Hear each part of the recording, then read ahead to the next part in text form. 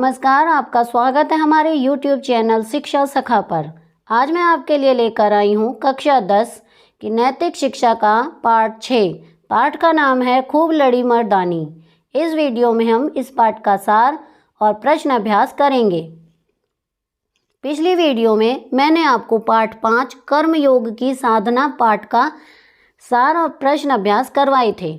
अगर आप मेरे चैनल पर नए हैं और अभी तक आपने मेरे चैनल को सब्सक्राइब नहीं किया है तो प्लीज़ मेरे चैनल को सब्सक्राइब कर लें और बेल आइकन को ज़रूर दबाएं ताकि आपको आगे आने वाली वीडियो की नोटिफिकेशन सबसे पहले मिले। मैंने अपने चैनल की प्लेलिस्ट में सब्जेक्ट वाइज लिस्ट डाली हुई है। आप जिस भी सब्जेक्ट के लेसन को देखना चाहते हैं मेरे चैनल की प्लेलिस्ट में जाकर उसे देख सकते हैं। तो चलिए अब हम पाठ की शुरुआत करते हैं। सबसे पहले हम पाठ को पढ़ेंगे। भारत को स्वतंत्रता लंबे संघर्षों के पश्चात मिली। भारत को स्वतंत्रता अहिंसक युद्ध से मिली या कि शस्त्र क्रांति आंदोलन से? यह विवाद उठाना व्यर्थ है। इस तथ्य को स्वीकार किया जा सकता है कि अहिंसावादियों और क्रांतिकारियों का ध्येय एक था, उद्देश्य एक ही था, स्वतंत्रता प्राप्ति। मार्ग भले ही अलग अलग रहे हों, भारतवासियों के जिस विद्रोह को विप्लव, गदर, राजद्रोह कहकर जुल्मी शासकों ने कुचला, जुल्म के शिकार विद्रोहियों ने उसे ही स्वाधीनता संग्राम कहा।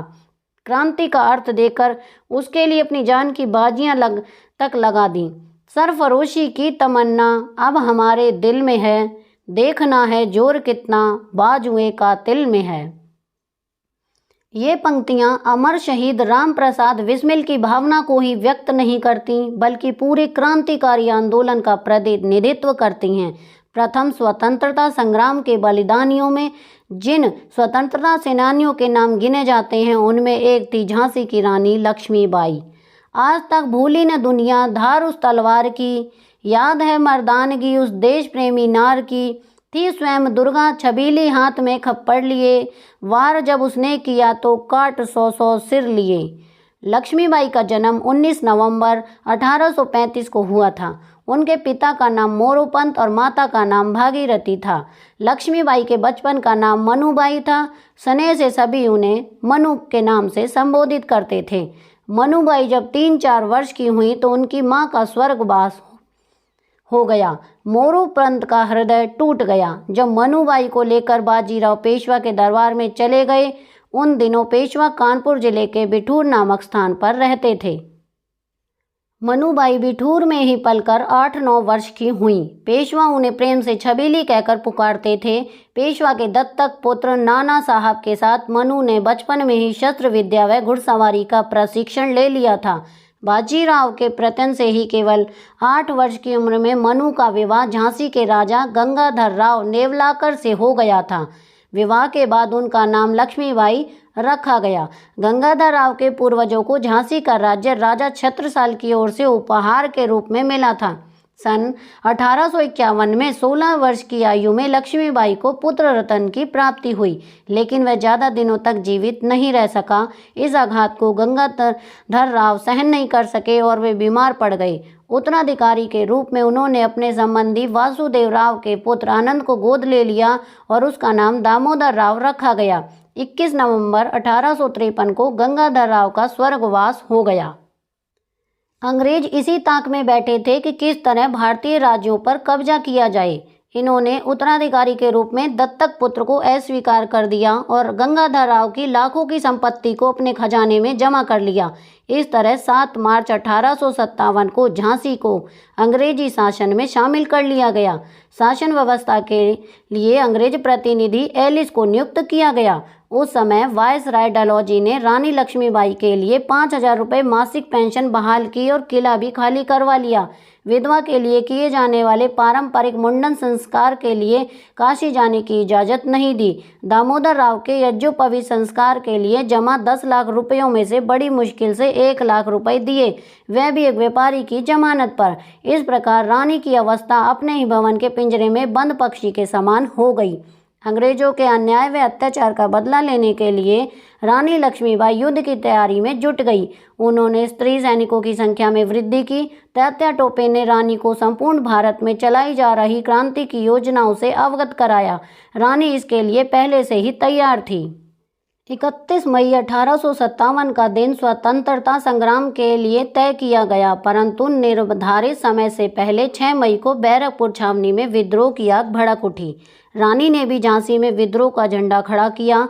उन्होंने सेना संगठित करके झांसी के किले और खजाने पर अधिकार कर लिया। बहुत से अंग्रेज मारे गए, जो बचे उन्होंने झांसी से भागकर अपनी जान बचाई, पर रानी कुछ ही दिनों तक झांसी के किले में शांति से रह पाई। अंग्रेजों की एक बहुत बड़ी सेना ने झांसी पहुंचकर किले को चारों तरफ से घेर लिया। रानी ने बड़े साहस के साथ अंग्रेजी सेना का सामना किया, पर रानी के थोड़े से सैनिक अंग्रेजों की बड़ी सेना के सामने कब तक टिके रह सकते थे। तात्या टोपे रानी की सहायता के लिए चला, पर अंग्रेजी सेना ने बीच में ही उसको रोक लिया। आखिर रानी को विवश होकर किला छोड़ना पड़ा। रात का समय था। रानी घोड़े पर सवार हुई। उन्होंने अपनी पीठ पर अपने दत्तक पुत्र को बांधा हुआ था। उनके मुंह में घोड़े की लगाम और दोनों हाथों में तलवार थी। उनके साथ कुछ चुने हुए सैनिक भी थे। किले के बाहर अंग्रेजी सेना खड़ी हुई थी। रानी बिजली की तरह किले से बाहर निकली और अंग्रेजी सेना को रौंदती हुई कालपी की ओर चल पड़ी। अंग्रेजी सेना ने रानी का पीछा किया, पर रानी उनकी पकड़ से बाहर निकलकर कालपी के किले में जा पहुंची। किले में पहले से ही विद्रोही नेता मौजूद थे, जिसमें राव साहब मुख्य थे। उन्होंने रानी का स्वागत किया। कुछ दिनों तक तात्या टोपे भी अपनी सेना लेकर कालपी जा पहुंचे। अंग्रेजों को जब पता चला तो उन्होंने बहुत बड़ी सेना लेकर कालपी के किले पर भी चढ़ाई कर दी। कई दिनों तक घमासान युद्ध हुआ, पर पासा उल्टा पड़ा। रानी और उनके साथियों को कालपी छोड़नी पड़ी। वे ग्वालियर पहुंचे। ग्वालियर के राजा सयाजीराव शिंदे व उनकी दीवान ने पहले ही अंग्रेजों के सामने घुटने टेक दिए थे, परंतु रानी ने वहां से अंग्रेजों को मार भगाया। वह ग्वालियर में राव साहब पेशवा ने अपना राज तिलक करवाया। अंग्रेजों को जब यह पता चला तो हयूरोज विशाल सेना लेकर ग्वालियर आ पहुंचा। मुरार में उनकी मुठभेड़ तात्या टोपे से हुई। रानी और उनके साथियों ने बड़ी वीरता से अंग्रेजी सेना का सामना किया। रानी की तलवारबाजी व वीरता को देखकर अंग्रेज भी दंग रह गए, पर समय विपरीत था, इसलिए उनको पीछे हटना पड़ा। 18 जून को अंग्रेजों ने फिर से रानी को घेर लिया। रानी काशी और सुंदर नाम की अपनी सहेलियों के साथ मिलकर जूझती रही। लक्ष्मीबाई की तलवार के सामने जब अंग्रेजों की एक न चली तो उन्होंने तोपों से हमला शुरू किया, जिससे रानी के घोड़े की एक टंग टूट गई। एक अंग्रेज सैनिक की बंदूक से चली गोली रानी के पैरों के ऊपरी भाग में घुस गई, जिससे वह घायल हो गई। तभी एक अंग्रेज सैनिक ने तलवार से लक्ष्मीबाई के सिर पर वार किया, जिससे रानी के सिर का दाहिना भाग व एक आंख शरीर से अलग हो गई। घायल अवस्था में भी रानी ने एक अंग्रेज सैनिक को मौत के घाट उतार दिया। अब रानी ने रणचंडी का रूप धारण कर लिया था। उसने चारों ओर तलवार घुमानी शुरू कर दी। अंग्रेजी सेना पीछे हट गई। 18 जून 1858 को रानी लक्ष्मीबाई आखिरी दम तक अपने देश के लिए लड़ती हुई वीर गति को प्राप्त हुई। कवित्री सुभद्रा कुमारी चौहान लिखती हैं, खूब लड़ी मर्दानी वह तो झांसी वाली रानी थी, बुंदेले हर बोलो के मुंह हमने सुनी कहानी थी। इन पंक्तियों के रूप में रानी लक्ष्मीबाई अमर हैं। एक अंग्रेज सज्जन मिस्टर टेलर ने उनके विषय में लिखा, रानी अपने पद के योग्य धैर्य और निश्चित बुद्धि से काम करती थी। अब हम इस पाठ के प्रश्न अभ्यास करेंगे। पहला प्रश्न है, भारतीय आज़ादी पाने के लिए किस किस प्रकार के संघर्ष किया गया? उत्तर, भारतीय आज़ादी पाने के लिए अहिंसावादियों और क्रांतिकारियों का उद्देश्य एक ही था, स्वतंत्रता प्राप्ति। भारतवासियों के जिस विद्रोह को विप्लव, गदर, राजद्रोह कहकर जुल्मी शासकों ने कुचला, जुल्म के शिकार विद्रोहियों ने उसे ही स्वाधीनता संग्राम कहा और अपना संघर्ष जारी रखा।